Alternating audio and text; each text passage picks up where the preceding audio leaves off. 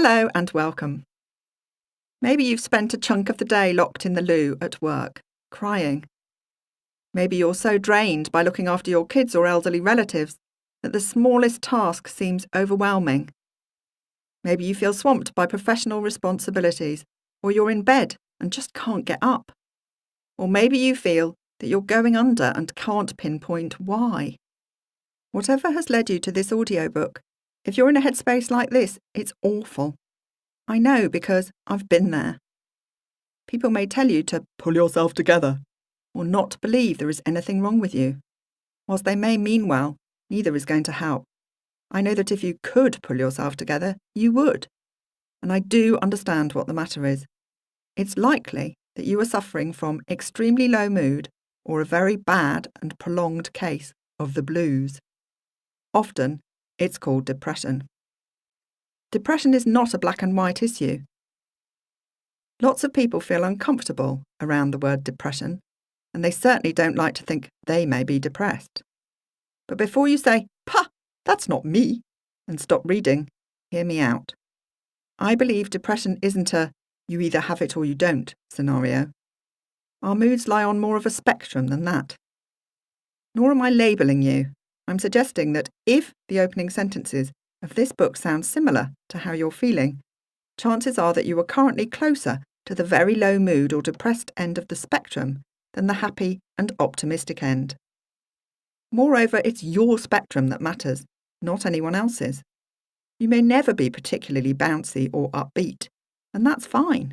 We can't all be live wires, and a world without quiet, thoughtful people would be a poorer place. It's feeling a long way from your normal self that is key, as depression can distort our ability to think clearly about everything and everyone, including ourselves, leaving us sensing that we've lost part of ourselves along the way. If you're suffering from depression right now, I appreciate it might not seem like it, but the fact that depression isn't a black and white issue is good news in terms of your recovery. To turn black into white or vice versa is an impossibility. But because depression is not something you have or don't have in an either-or fashion, it is possible to slide along the spectrum, so your mood gradually evolves from extremely low to less low to okay and hopefully, eventually, to normal, however that is for you individually. For these reasons, I'm not going to claim that this book can cure depression. Depression isn't a viral illness like measles or mumps. Nor shall I talk of beating depression. Depression isn't a competition that we either win or lose. Instead, this book aims to help you understand depression more fully, make you more aware of your moods and what triggers you, and explore the tools that may help ease it over time. This will be a gentle and supportive process, with no pummeling or beating of the mind involved.